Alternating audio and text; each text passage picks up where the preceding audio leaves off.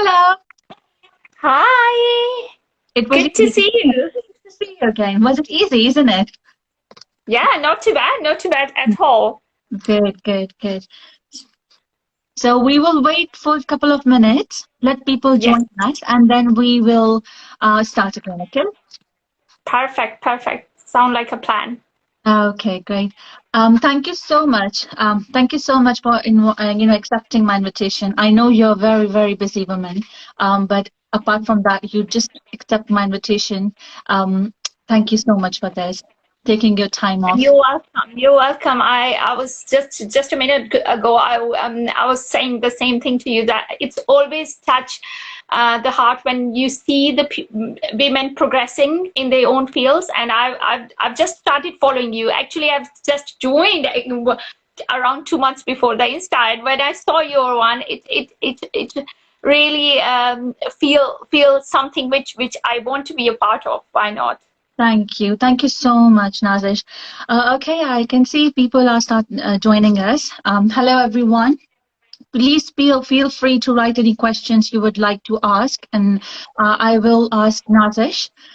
So first of all, I would like to do your introduction that you are a senior family service officer. You are a counselor and a psychotherapist. Am I right? That's right. Yeah.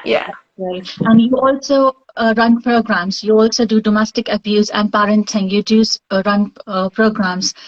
Is it That's kind of like teaching programs? Do you run sessions? so basically, I'm working for Slough Council. So the part of their beside the fact that I'm a family service officer, I run the different courses, and these are the sessions which are group sessions basically. So Yeah. it's almost like CBT, cognitive behavior therapy, which I'll touch you in a minute once we'll start the session in detail. That CBT is a part of the counseling field, which normally deal with the behaviors which we tend to make over the life, and like for example, anger management, domestic abuse again abuse is again a behavior. Mhm. So those kind of behaviors that can be we can deal with CBT. So those are the sessions which I'm running. Yeah. Great, great, great listening this, Nazish. Okay, so now I'm just my main question is like as you know, in our Asian community, the mental health is still found as a stigma. Yeah. So I want you to explain while we have this opportunity live going and why counseling is important, why we should consider if we find any symptoms, if we, what are the main symptoms that we shouldn't ignore, and why we should look for the counseling services. First of all, you know what? The main thing which in Asian community, our community, it's such a stigma because we only differentiate between our normal, so-called normal, and then completely we call it mental. We call it so many other words, Yes, yes. which is either black or white kind of line, but they are gray in the world actually. People with the mental health disorder doesn't mean that they cannot perform and work just like us. It's just the basic thing is that they either there is a chemical imbalance, so they need medication alongside therapeutic interventions or psychological interventions. We somehow in Asian community we either we are, because we are very much influenced by media, and media we see the dramas. There is a woman who is, or a man sitting on the couch, and there is another person sitting at the end of the room talking to them, which is quite interesting way. I've never seen in my life counseling sessions going on like that, because eye contact is very important. So even if we are talking about a phone consultation, then we use other strategies. Um, so there is nothing like somebody sitting lying on the couch and I'm doing abracadabra on it. I know. Even in hypnosis, that's not going to be working like that. But yeah, that's media. Secondly, I think we again going back to your question, stigma, because people don't differentiate between the person who is depressed doesn't mean that he's mentally completely word I'm using, which is should not be used, abnormal. Mhm. It's just they are not dealing with the situation, certain situation in a way. We don't deal with the situations earlier, then it should be expected, and then it gradually ending up to the meltdowns, episodes, all sort of things. Asian community normally come to me and they ask for the prescription. Doctor, do you have a prescription? And I said, neither I'm a doctor nor I have a prescription, because this is how we think. We think if there is illness, it has to be given by a medication. Yeah, certified by a doctor. Yes. So yes, here I would like to ask you, as I know that the counselors and a psychotherapist, they do some therapies. There are several therapies. So in terms of your session, when you have a client with you, so what sort of therapies? I'm sure there must be different therapies you follow for different client depending on their symptoms and their need. So is there any specific one you would like to highlight that is good for the depression or mental health? Okay, so exactly what you said is completely right, that not every therapeutic intervention works with everyone. Mm-hmm. So my work is more integrative, means I integrate different approaches and modalities. Mm-hmm. So let's talk about depression. So depression and anxiety, very much in NHS, it's CBT. Mm-hmm. Which is cognitive behavior therapy. We give them the so it's, when we talk about CBT, it's a triangle basically. Mm-hmm. What I think, I feel. What I feel, I behave. I'll give you an example. For example, I'll give you a very strange example. I don't like a person, in my life, and I feel like they are coming. They are expected to come as guests to my house. So my feeling would be, I'm not feeling so great. My thinking would be, why they are coming. My feeling would be, I'm not feeling so great. My behavior might be that I will make an excuse. I might have functional illnesses, like I started having a tummy ache, headache, and all sort of things, and I'll give an excuse. I hope it makes a sense, isn't it? Yes, I completely understand it. Yes, definitely. Yes. So with let's say anxiety, we talk about at the moment, pandemic is very much common. So a person who is sitting in the home thinking, oh my God, I'm going for the shopping. What should I do? There will be a long queue. I had to wear the mask, this all SPOs and all sort of things. So what they are doing is basically they have this thought process going on, which is not so positive, isn't it? Mm-hmm. And that creates a feeling which is again not so positive. So the person might be feeling, oh my God, I'm feeling trembling feeling my tummy. I might having a heart palpitation. I might having a sweaty palms. I might feeling a headache kind of thing. And these are all the symptoms getting towards the anxiety now. And that eventually what happens is when they are going for the queue, either the behavior is that let's leave and go back, or I might not go. I might give an excuse, or I might maybe end up there, but with a very anxious place. So this is the link. So as I said, NHS is very much with CBT. So that's one of them. But beside CBT, NLP is very much nowadays, and I have done a diploma in NLP as a neuro-linguistic programming. So it means that brain makes the pathways in certain situations.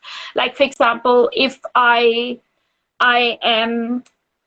don't get the things in certain way, I get angry. So that's my mindset now. Almost my brain make that pathway that every time I'm not going to get that thing, I'm going to have a meltdown. So that is very much again works with the depression and anxiety. There are a lot of other modalities which work. But focusing on CBT, I think that's giving much more good and positive responses with the clients. 6 to 8 sessions, short duration. As you can see, the people who are coming, they are paying from their pockets. They are using their resources. They are using their time. So I think that's the best. Right. So there is one question which is up there that how do we work with the person who have excessive thoughts? So do you think CBT can be the therapy that can be used if person have issue with the excessive thoughts? It can be. Of course, then we have to, first of all, initially assess what kind of thoughts they are, how frequent they are. We talk about this thing that, we have a kind of a panic button, amygdala in our brain, and every time that switch on, it doesn't switch off. Especially in the accidents, let's say I have an accident, every time I'll go beside the car, I have a I have those OCD, obsessive compulsive thoughts, and I will be saying I will end up in an accident. So that means that my amygdala is switched on at the moment. It's panic button, and it's giving me that same thought every time. So again, we need to assess the situation, that why the thoughts are coming from, what is the root cause of it, and then obviously CBT could work, yes, with that as well. With the thought diaries, we do the mood diaries, we talk about journaling, lots of other strategies. Great, great. Thank you so much for providing all this information. So also now I would like to ask you one more question related to the postnatal depression, which is again, people in our Asian community are not very aware of. So what are your thoughts about it, and how important is that to have support to those ladies who are suffering with this? Very, very important, I think, and something which I have come across so many times, and I cannot tell you how important this is. It's almost like, I'll give you an example. You know, as a Muslim, we pray. So I'll just give you an example. When we go in the ruku, this is the posture which seems like when we are going for postnatal depression. So we are a little bit down. But if we don't deal with it at that time, we will end up in kind of sujood situations, flat on. So that is the time when we need the help. And unluckily, in Asian community, we don't have that support. We think, oh, this woman is doing trauma. You know, we have so many children. We have delivered 12 children, and she can't deal with one child. And there are all sort of things we hear, and then we start minimizing. So sometimes what happens is, I have a baby. I have now at the moment feeling these really daunting emotions. I can't share with anyone because there's a stigma, and then obviously nobody is accepting, and people are thinking I'm crazy. So I need to have that tough look. Eventually what happens is it's too late. I've seen the clients, because I've worked previously with mental health organizations very closely. The women ended up in schizophrenia, because they cannot. Depression is the first step, and it can go on and on and on. How can we not think about it as important? Again, going back to a woman who has just delivered the baby, I think it's very important that the online services like Net Moms, like other companies which are working amazingly well online services providing to these women, to have something about the emotional well-being, so that a woman, for example, I've just delivered a baby, I'm looking on Net Moms, and I can see, oh, these are the support available for the women over there. And again, if a woman is feeling for a longer time, for more than 1 week, feelings like that, it's important that she should be talking to her GP. The crisis team is there. The mental health organizations like Mind is here. Mind is working very well. I've worked previously with them. That's there. But then with the postnatal, it's important that first of all we acknowledge that it's there, it's real. Prenatal, postnatal, both of them. It's very much hormonal, but it's also about the, again, chemical imbalances going on, emotional well-being, things what is triggering, check with them. Also the questions, very important. I come across, because again, I'm from that community. We are very interested in the story. If I'm going to tell you something, you will be asking me the question relevant to the story, not relevant to the emotions. And that's what we are looking for. So we are not looking for a woman who is coming to me and saying, I'm feeling this way. And I'm saying, oh, by the way, how old your baby is now? And how is your husband doing to you? Is he giving, oh, you have got everything in your plate. So why would you be so nashukri? Why you be so ungrateful? So yeah. I think that's very important. I completely understand, because I can relate myself as a postnatal depression. So I took medicines for 1.5 years. But again, it's very come back to the same point. People say that sometimes apart from therapies, you do need some antidepressant medications, which is prescribed by the doctor, isn't it? Am I right? Yes, in some cases that's necessarily. Yeah, you're right. What happens if you take therapy but if you don't take your medicines? Do you think it will work better together once you prescribe medicines from the doctor and also refer for the counseling services? So do you think having both things together will help more better compared to having one in each other?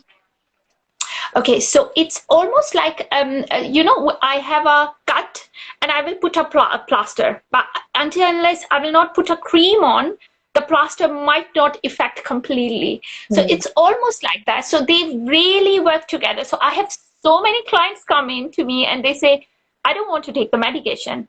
And I say, actually, I don't have a magical wand with me, which I can, and neither I have a pill, which I can, give you antibiotic and have, hurrah, it's fine. It's almost inevitable for people to understand that it works together. Neither it will work if I'll give a medicine to a person or a patient every day and not talk to them, leave them alone. That will not work, because therapy is so important. Listening to them, and when we are saying active listening, that's very important. But then obviously vice versa, if I'm just having a therapy and I'm just like you said, you had postnatal, you would have a counselor for a longer time. The result would be really long, prolonged. B, you might will not get the result in any way, in the way you want. And C, it's almost like exactly the plaster, that you are getting it, but you will not get eventually the final result. All right, thank you so much. Sabah, Assalamu alaikum. Walaikum salam, Sabah. People are joining us. That's very, very good. Please feel free to write any questions if you would like to ask. She will happy to answer. My next question is, so in terms of, as you know, the pandemic, it affects us in many different ways. And me and you know very well that the mental health got hit very badly. So any advices, any sort of suggestions you would like to share with us, how to control the anxiety, stress level, and how they can balance their life, surviving this pandemic. Soon we will be out of this COVID-19, inshallah. But what are your suggestions and your thoughts about it? Pandemic, very much real again, and you were saying completely right there. It's everywhere. But if I ask you the question, let's come back to you. You can tell us one thing which you feel that this affect me in my life, in the pandemic situation, this in lockdown, what would that one you pick up? For myself, it's socializing. Socializing, because the way it's individual. My personality is going out, meeting people, so this has affected us badly. So yes, I really looking forward to get socialized again. The big communities, the events. So brave of you to share that. But again, what you said is a voice of million people in the world. But it does not mean that I can normalize or I can minimize your feeling and say, oh, by the way, what you are saying is exactly what million people are saying. So tough luck. The first thing is we need to hear individual people. We need to hear individual feeling and need. Obviously, you might have the same feeling which I'm feeling. I'm very, again, social animal. Everyone is, but maybe some people are more than others. And with our jobs, I think we tend to be more. But then again, what you're feeling might be completely different how I feel, because how you see the world is different from how I see.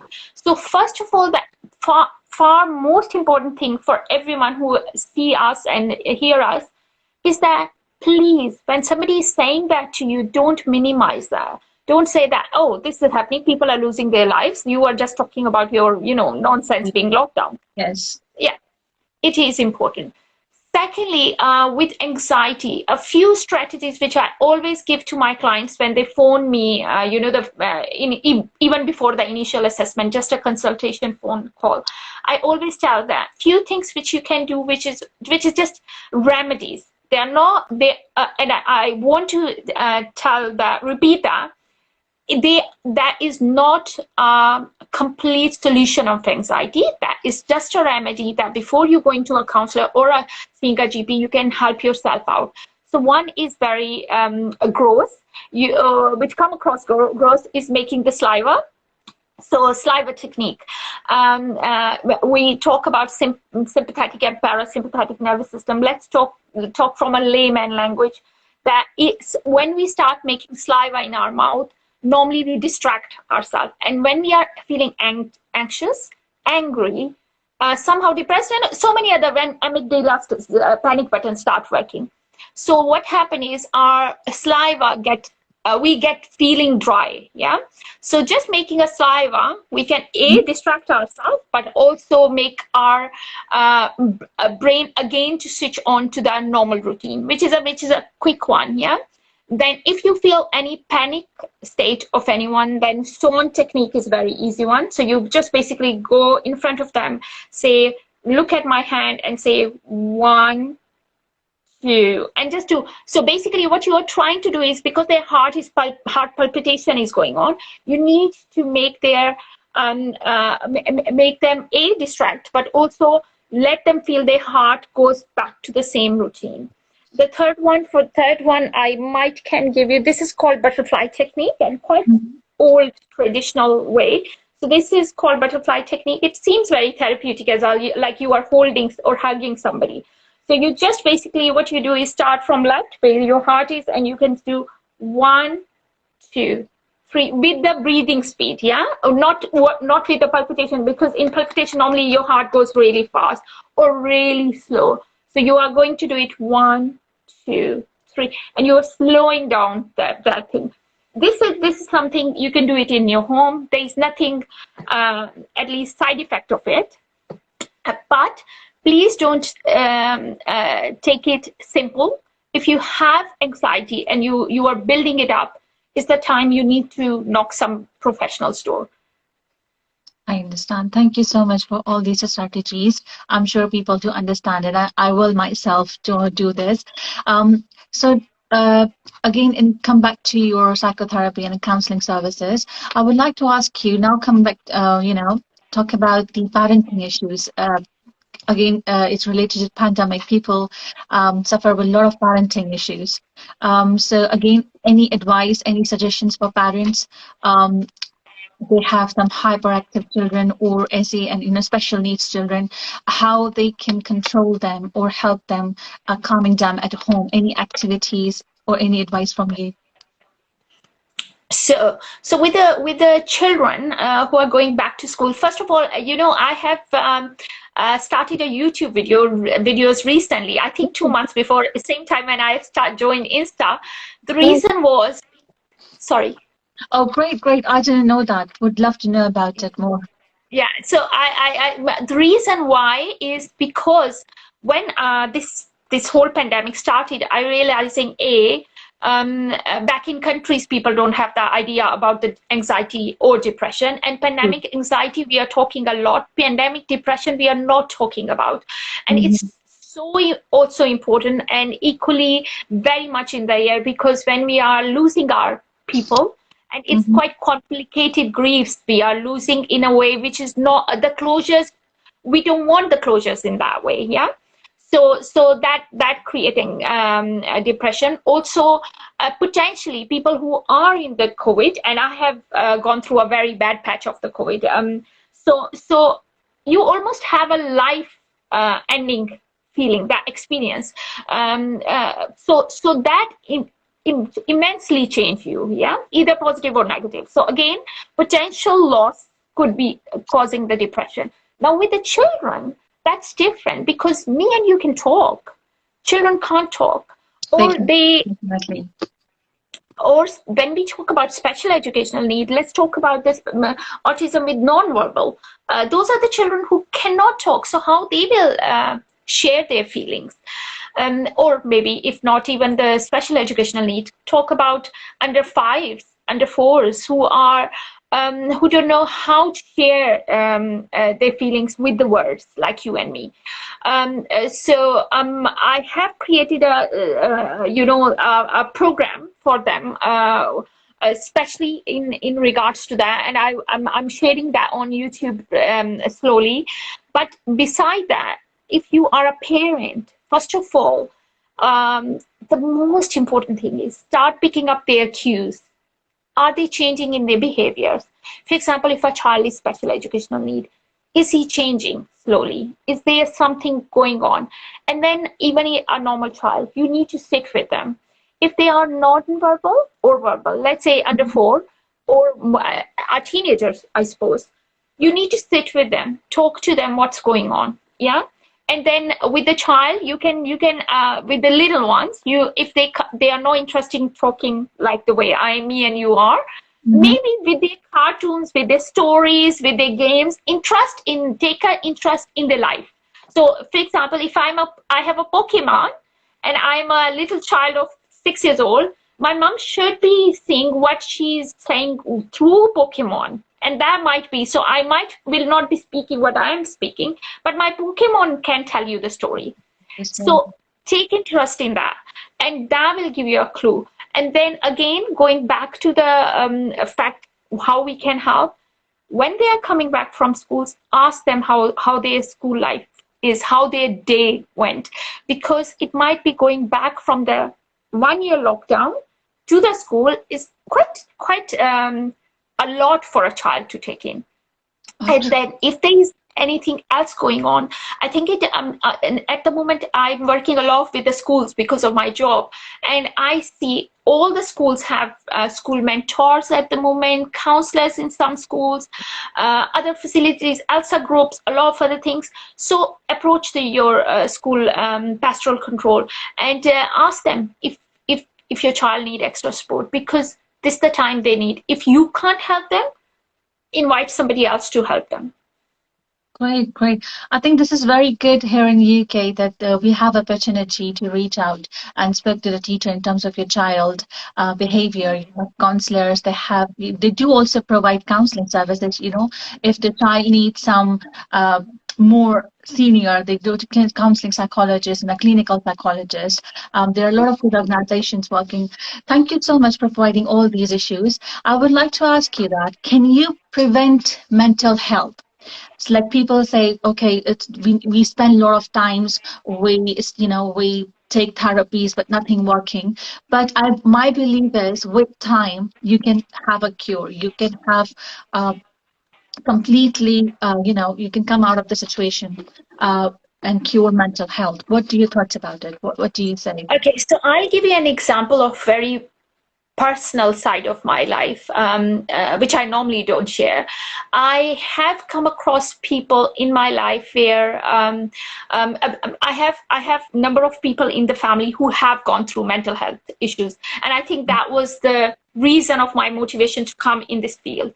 I have seen the people who deteriorated for all the bad reasons, because maybe they haven't been compliant with the medication or interventions, or they think they are fine and then they stop all of a sudden, which is also, you might have come across people who say, now I'm fine, I stop it, and then second day you realize that they have a meltdown, because these medicines are not something to take easy.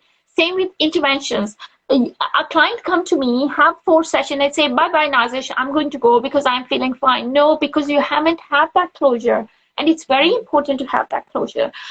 Because in counseling field, when we are planning a kind of almost a map for a strategies for a client, we know here we're starting and here we are ending. So if a client finish here, it's unfinished business. So obviously there is a chances. Now, going back to your question, that can we see? I've seen miracles in my life. I've seen people who are schizophrenic, psychotic, bipolar, and they are working well, quite in a normal way in the life. When I'm saying normal, it does not mean that I'm minimizing the illness and I'm saying that disorder and I'm saying that these patients should stop taking medications. That should not be happening, because these are, especially when we talk about schizophrenia, umbrella of all the mental health disorders. So they need to be very serious about it. However, with the right medication and right therapy, they can have as normal life as you and me can have, and as successful life as you and me. Great, great. Good to know that. Good to know. So let's start from the basic. What are the main symptoms when, as an individual, you see or you feel, then you think you should set time to contact someone or seek for the support? So for every issue, there are different symptoms. So we can't pick up this one is to go to. But I would say the main one is change in behavior. So change in behavior in any sort of way. For example, you can start self-isolate. So normally these clients tend to have a lack of socialization. So they stop going out. Okay. Okay. They stop socializing as much as a normal that person would be. So let's say if a person is normally less talkative, that's no problem, but all of a sudden change of behavior is questioning. Then secondly, if you see that they are having a low mood for a longer time, they maybe tend not to wash themselves, tend not to change themselves, tend not to clean themselves, and or bathe and all sort of things. But again, this one is coming later on. The first one when we pick up is social cues. Yeah, when I'm stop contacting you means I'm in myself now. I need help. People might some people get really emotional. Like for example, postnatal. You might have seen that. Yes. Feel low and start crying over small things. A lot of confusion about. Yes, true, completely true. So remind me one thing, because I have a personal experience. It's not easy. People who are suffering with any of these issues, they accept it. So how hard is it, and what will be the good advice you can share with their family members, how they can convince them or how they can talk about it? Because I know that I was the one who was not accepting it, because I didn't want to accept that I'm having any of these issues, which is again related to mental health. I mean, later, obviously, I get everything, I learn everything, and I'm in this field right now myself. So, what you think, what you say about it for their family members, how they can convince the person. So I think you just said something which is so profound that I don't think so any client on the first step can accept or understand. Why? Because if I'm seeing from here, from me, you look how you look, yeah? So it's my view, yeah? So if you're going to say to me tomorrow and knock the door and say, Nazish, something is wrong with you, I will say, no, come on, I can see so from me, the world looks the way I'm experiencing, isn't it? It's mostly the people who pick up these cues. So the first of all, family, very important, because you live 24/7 with them. So don't minimize. If your child or an adult around you has changing behavior and facing something which is not normal for them, start picking up the cues. Then secondly, don't say them something like, oh, come on, you were fine, I don't know what's happening to you, got everything in the plate and da. Don't say that. Instead, maybe start sitting with them and saying, look, this what is happening, we are feeling, we are sensing, but we want your views, how you are feeling over the time. So let's say if I'm sitting with a person who is going through, let's say, postnatal, and she's my maybe cousin, my sister, my friend, I will not be sitting with her and saying, by the way, this happened to every woman, you will be fine, kind of thing. Rather, I will be sitting and I'll say, can you see, Sarah, you in last few months or few weeks, I've seen you not coming out. So is everything okay? What are you feeling? So unveil those feelings for them. And she might well be saying, actually, I'm feeling like really, excuse my language, crap. Or I'm feeling really isolated. I'm feeling lonely. So start picking up that feeling. So let them air out their voice. Rather, you put the words in their mouth. Get it. I think it's a really, really nice advice. honestly. It's so helpful. I believe, I think a way of talking is very important. Rather than asking them directly, there are some questions that we can ask them, waiting for them to talk about it. Thank you so much for all your advice, for all your suggestion. You answered very well, I mean, with all the details. So just one thing, if you are worried about it and the mental health, so how we can reach? Um, do we need to contact the organization or you need to contact GP? What is the initial assessment? Uh, For any person to reach out? for any person to reach out, like, can they contact you directly? Can they contact psychotherapists, counselors directly, or they have to contact their GP? So what is the process in terms of seeking Okay, help? so there are two ways. If Mhm. you are the one who wants NHS to help you, then obviously you can go to GP, talk to them, and GP normally put you in the waiting list. They are called talking therapy, Mhm. obviously, but there is a waiting list, obviously, around 6 months. If you Okay. want something really urgent, let's say a person is highly suicidal, self-harming, then you don't have to wait. Then you can go to crisis team, and crisis team normally are based in every hospital. So you can go 24/7, just knock the door and say, I'm worried about this person, of their well-being, and they will sort that out. Third one is the one which is reaching out to the counselors and psychotherapists like me who are professional private counselors and running their own consultational practices. Then you can reach out to them, phone them. Again, just to let you know, because I always tell my clients that on the first meeting, if you don't feel that click with the client, counselor, don't waste your energy, your resources with them, because it's almost like, for example, have you ever feel you go to a GP and you feel like, I don't know if this is going to be the right one. They give you the same medicine and you might not that might not help that way to the other one who you just feel click, and you will be fine in 2 days time. So with counselor it's more, because you don't have the medicine, you have the only thing you have is that link, that connection. So please make sure that you are going to the right counselor. B, don't go to the counselors who are, sitting Tom, Dick, and Harry, don't have any qualifications, maybe have a small certified courses, something like Okay. It's a very good question that you highlighted. It's a very good point. How do you find out? Looking at their website, or how do we find out that this person we are contacting for the therapies, is it qualified? Is there any organization they have to be certified? Of course, of course. So really valid question. I think uh, you can go to personal websites, like I have a website, but you can see my membership, yeah, and that's Okay. something very important. So there are memberships of, I'm member of BACP, which is British Association of Counselling and Psychotherapy. There is another one in BAPCA. There are a few others as well. So you need to see that they are member of a Registered valid organization. organization. Okay, great, great. So is it like here in UK, you have to register, you have to have a registration number if you are private working or you're working with NHS, everywhere you have to be registered with the qualified person. That's right.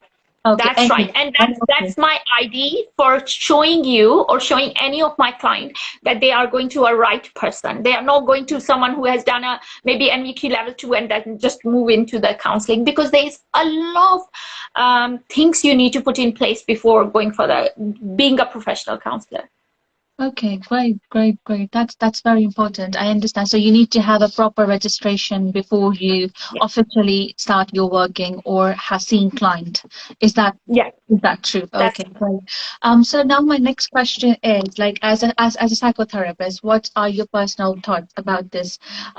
So as you mentioned earlier that you do not set the sessions, that how long the session will be, what will be the number of sessions the person required, but there must be some initial assessment that as a psychotherapist you go through it, and then yeah. you what are your initial strategies or initial assessment, that when client comes to you and they uh, start a session with you, so what are the things that you look into or you want to know about the person itself?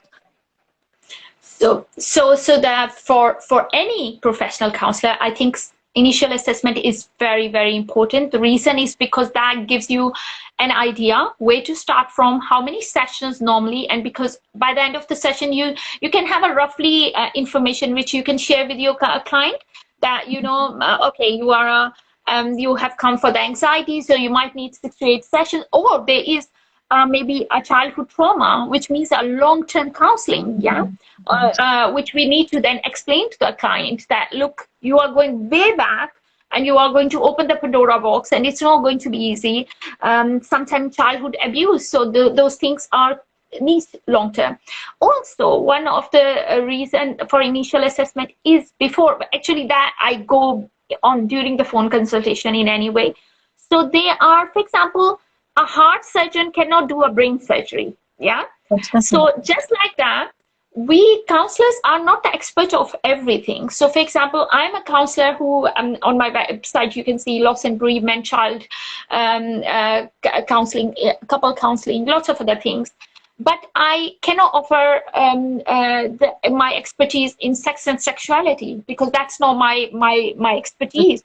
So anyone who comes for that, I would say, sorry, I can't help you out, maybe somebody else. And I normally signpost to my colleagues. So they can get the facilities from this. So make sure when you are going to a counselor, you ask them that, is this you have worked in before? Because what you don't want is in 2-3 months time, you will be in a as more confused place than before, kind of thing. So during conversation, so I can ask you one more question during a conversation about the people, usually what I have studied as well, childhood trauma and childhood abuse can cause or trigger your in your later life, in your adolescence or in your teenage or in your adulthood. Is it right? Is it very important to seek help if there is any childhood abuse or trauma, because it can trigger any time in your later life? Of course. It's like almost you have okay, so if you have a bag carry, and that bag has almost 10 kg in your bag, and you are running, you might not be able to run because there is a 10 kg of weight you are holding on to. So childhood trauma could be like that, a bag which you are carrying and you don't know, but you are actually struggling over the time. If I have been abused in my childhood from my parents, or maybe my parent has not nurtured me, loved me, it might trigger me when I'm becoming a mother myself or a parent myself, because then either I'm going to mirror that, or I'm going to make a U-turn completely, because I've seen the consequence. So I want to be too lame mother. So I'm going to not bother about my children, no boundaries, nothing like that. So again, childhood traumas are something which is almost in a box, but impacting you over the time. Somewhere inside you and can trigger. Okay. So when you talk about the boundaries, right? So what I would just want to have, because we just got 15 minutes left, I would just want to say the importance of boundaries, because that also comes in parenting as well. And the person itself, it's very important to have a limitation in your life. So any thoughts about it? So boundaries, when we talk about boundaries as a human being created with the boundaries, isn't it? So a well-defined person knows their boundaries and other person's boundary, like you talked about 15 minutes. So that's a boundary, isn't it, for everyone? So however, when we talk about mental health issues, sometimes boundaries can be shaken up, for all the good and bad reasons. So as a counselor, I think it's very important, and this is a part of our profession, that we need to keep that boundary and remind those boundaries to our clients, that look, this is the time, this is going to be a 50. By the way, you asked me the question, how long the sessions are. Normally they are 50-minute sessions. CBT sessions, which are accident based, especially when people come from the post of the accident trauma, then they are 30 minutes because they are too intensive. So again, the boundary is very much important for clients as well as for us, and as a human being, I think it's very important to keep those boundaries in place. So more or less, that's I hope I answer your question. Yes, definitely. I get it. I just want to ask you, during your experience, in your general experience, was there any time that you found challenging with any of your clients, or you were in a challenging situation that you found, okay, it was a learning for you at the same time, but it was quite challenging for you? So how do you deal with your challenge? I think there's a lot of time when things like that happened in your life, because you are a human being. I'm a human being, isn't it? And the times when the story caught up, because they are bringing you back, quite back in your own world, and sometimes it trigger also. So that's where I think our supervision is very important. And again, maybe a person might don't know. So for everyone who are our listeners, when we say it's completely confidential between you and me, means completely confidential, but I have a third eye, and that's my supervisor. So I have to go and not tell you maybe the name of you, but your story at least, and where you are with me and in the process. Because sometimes what happens is we caught up in the loophole, and we are just over and over, and it's wasting your time and energy. So it's important that we should have that third eye for us. So in that way, the complicated situations like that, we go back to the supervisors and we talk to them what our triggers are, and the idea is to clear those out, and also being understanding that this is my story and this is my client's story. So again, boundary, that although it's same, but it's still not same, it's different. So, great, good. So you do have your supervisors are your senior counselors. Is it like your seniors from your? Okay, great, thank you. So we're just about to finish now. Just want to ask you, would you like to tell us more about any sessions, like parenting sessions? Are these anyone can contact you, or is it registered with the counselling? Is it only for disallow counselling? The programs you run? Okay, so no, so with my job, that's different, completely different role. With me, yes, they can contact me. I'm going to put on a lot of information on my YouTube videos as well, and I'm making this right. I think my idea is for YouTube is for anyone in the world can contact and see those videos and actually start learning as much as they can learn with me, more or less. So stay in tune with that. My YouTube videos, I will send you the link so that they can check.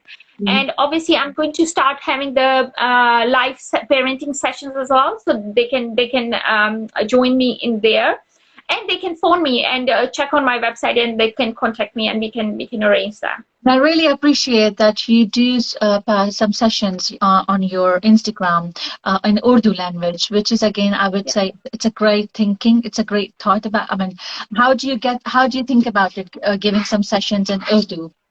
Oh, that's very personal, and I wish him all the best. My uncle, he's at the moment really ill.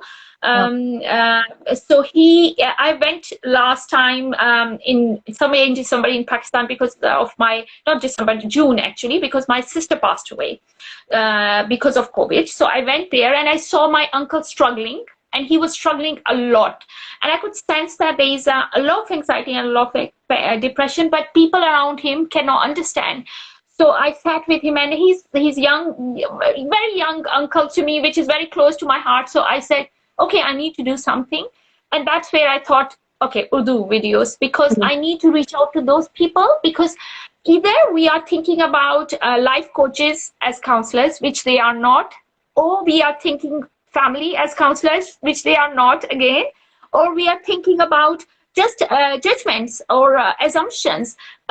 None of that works. So I think with the counselor, we need to understand they are professionals. In Pakistan, there is no counseling degree available. Such a bizarre thing. Not in India we have, in Pakistan we don't have. So very limited information about counseling. So I think I need to reach out to that world and reach out to the people from my country to get the help through these videos.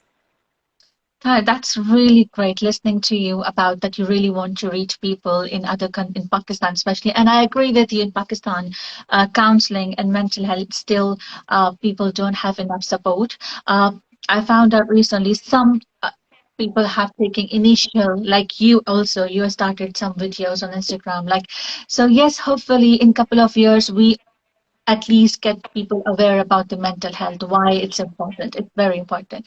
Thank you so much. Thank you so much for joining me today. And it was lovely listening to you, all the details, all the information that you have shared with us.